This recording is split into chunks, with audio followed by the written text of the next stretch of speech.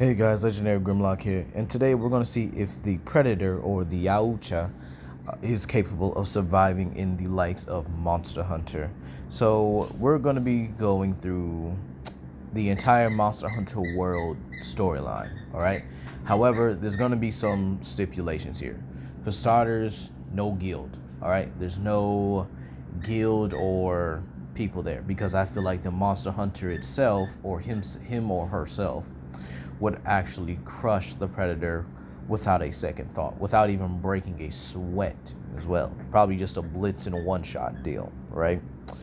Next is the Predator will have full knowledge of the locations of the New World. So the Coral Highlands, the Wildspire Waste, the Ancient Forest, the I think I said the Coral Highlands, Rotten Vale, and the Hoarfrost region, as well as the Guiding Lands. So, and the Elder's Recess, my bad. So he'll have full knowledge of this. So how powerful are the Predators, or how powerful can a Yautja be? Now, again, this is coming from both games and comics. So from the games such as Predators, Concrete Jungle, the Predator could easily be scaled to city level. This is important because a Predator was able to tank his own device exploding, which leveled an entire city. And he thought it would have killed him, but apparently he was far more durable than he expected, and he survived the explosion. Predators on a more consistent level have been able to ragdoll xenomorphs consistently. The same xenomorphs that are able to literally tear through steel like a hot knife through butter. They've also been able to go toe-to-toe and even beat characters in hand-to-hand combat like Batman, to the point where Batman needed prep in order to beat the Predator, and an anti-Predator suit. So again, they've also been able to take like rockets blasting them, and they've done nothing to them. Like it was light work. Like, and this was from a helicopter too. So they've been able to tank missiles and rocket launchers. They've even been able to dodge rocket launchers as well. So this will put their speed into the supersonic levels, or at least around the Mach levels as well, depending on how you scale missiles. All right, missiles, rockets, and they've been able to easily dodge bullet fire with ease. Now, a lot of people know that the Predator does lose at the end of like every movie. It's kind of like a common trope. But let's be real, they lose the plot. Because consistently and more than likely, we not beating no Predator. Like, plot armor ain't really a thing in real life. Like, if you really had to think about it, Predators should be winning more often than not. And this was actually, I guess you could say this was actually more like enhanced in the movie Prey, where the Predator didn't see the girl as a threat, despite the fact she kept trying to kill him like countless times. It was absolutely ridiculous. But at the end of the day here, Predators are consistently, and I mean consistently, portrayed as some of the best overall hunters in any universe. You could even put them up there in Mortal Kombat as well, as they've been able to actually hunt a plethora, and I mean a plethora of creatures. So in all honesty, that actually covers the Predator here. I would say city level. Oh, their gadgets, they have makeshift tech spears. They have their claws, as you guys should know, and their plasma caster. They can also use these super sharp, I guess you could say like disc, or like bladed disc or whatever. So those are able to like cut through steel and cut through people like they're absolutely nothing. All right.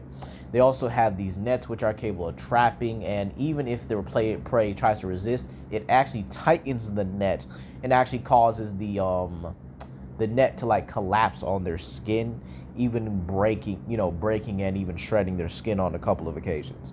So in all honesty, yeah, they're the most capable hunters in any verse, in my opinion. But again, what's the tier?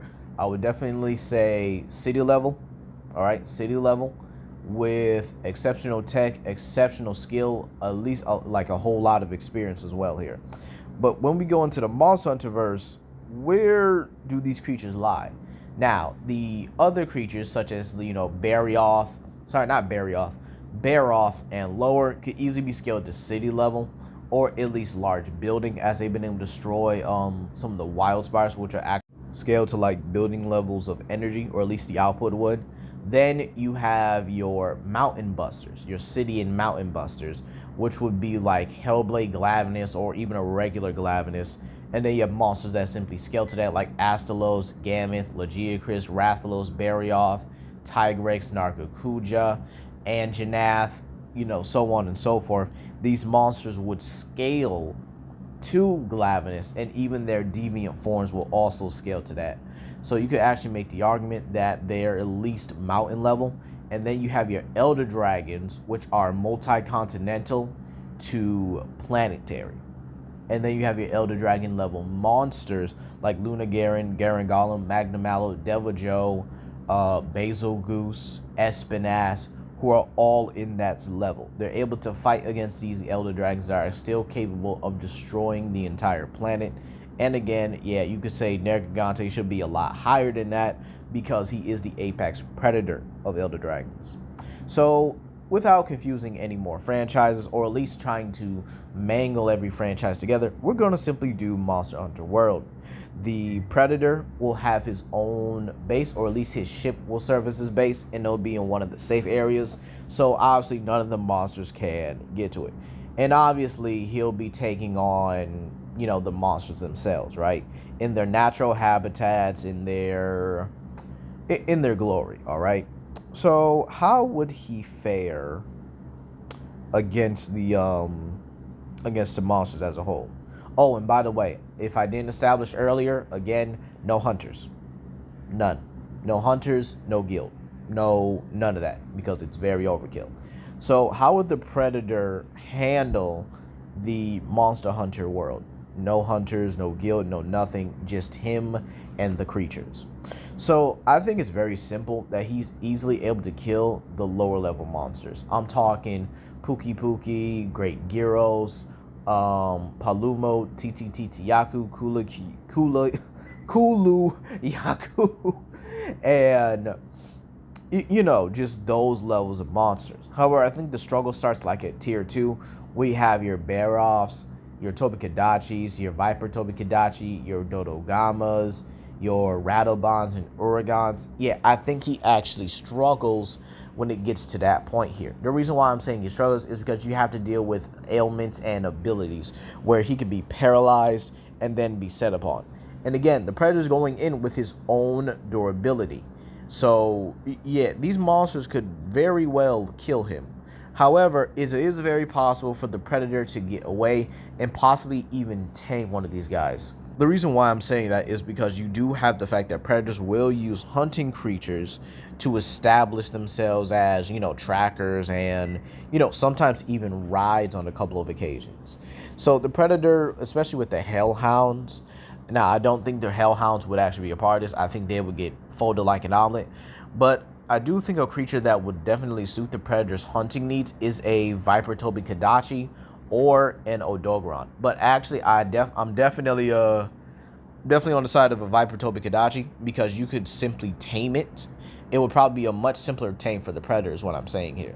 Now, I know Monster Hunter Stories definitely portrays you as you getting it as an egg and stuff, but I definitely think that he would get a Viper Tobikadachi a lot easier by befriending it, by giving it meat, rather than it just having the standard, let me steal your babies kind of thing. So when it gets to the, the Hoarfrost region, I definitely think he is going to be able to handle something like a Bombero. The reason why I'm saying this is because he is going to realize how cold it is and either be able to butcher a Woolrug, Beatotus, or a Bombero. Now, I do think he is going to be able to handle Beatotus pretty easily, so that's not even a problem. I do think he is going to beat an Anjanath, at least. I think if he does plan for it and he does set up like a reasonable trap, he should be able to beat an Anjanath. He should also be able to be a Baroth as well. The simple reason why I'm saying that is because these monsters were a lot easier to handle, and you could simply beat them or at least paralyze them with traps. And I think the Predator would definitely see a good way to use the traps here. However, it is very likely he could stumble upon a Paratoad, and then that can kind of give him an indication like, hey, maybe I can make something out of this. But now we get into the Apex tier. Now, the Apex tier is where you have your, well, kind of obvious, your Apex Predators to your Elder Dragon level monsters. Nargacuja, Tiger-X, and Barioth, I think he's getting demolished, even with his invisibility. Again, it's very possible that these monsters could definitely track him while invisible. Even if you have the ghillie armor, you still have monsters that can possibly catch your scent in the area. Monsters that have a highly sophisticated smell, like Odogaron, Zinogre, and Anjanath, could still possibly detect you. And then you have monsters like Diablos, especially Black Diablos. He's not surviving that at all. Those monsters are just way more aggressive, have a lot more abilities, like, Anjanath's Fire Breath or his Electric Breath when it's Fulgore. You definitely have Rathalos and Rathian, who I honestly think they're going to just probably poison a Predator. He's not going to have a way around it. The guild has specific, what's the word I'm looking for? Medical equipment to actually deal with that. You then have your Legianas in the winter, which are, they're actually harder to see and definitely harder to find in the daytime. Have y'all ever tracked a Shrieking Legion in the daytime? Absolutely ridiculous in my opinion. But again, Rotten Vale, the Effluvium's going to be a problem to deal with. And then you have your residential Odogorons, Devil Joes, Basil Goose. And in all honesty, I think it just gets a lot rougher here, especially when you add other monsters. And once you get into the Apex tier, I think it becomes nearly impossible for the Predator. Now, do I think he survives in the verse, or do I think he does well in here? I do think he does pretty well for the verse as a whole here. But when it comes to, I guess you could say, a long-term thing, I think he eventually does die. So in all honesty, and I don't even think he makes it to Elder Dragon tier either, because the Elder Dragons are simply way above his pay grade. The intelligence they have, the powers and abilities they have are just simply too much for him as a whole. So no, I don't think the Predator or the Yautja survives in the Monster Hunter universe as a whole. And even if I added the hunters in it, I think he would die. So let me know what you guys think down below. Please comment, like, and subscribe, and share with your friends. This is Legendary Grimlock, and I hope you guys have a blessed day. Peace.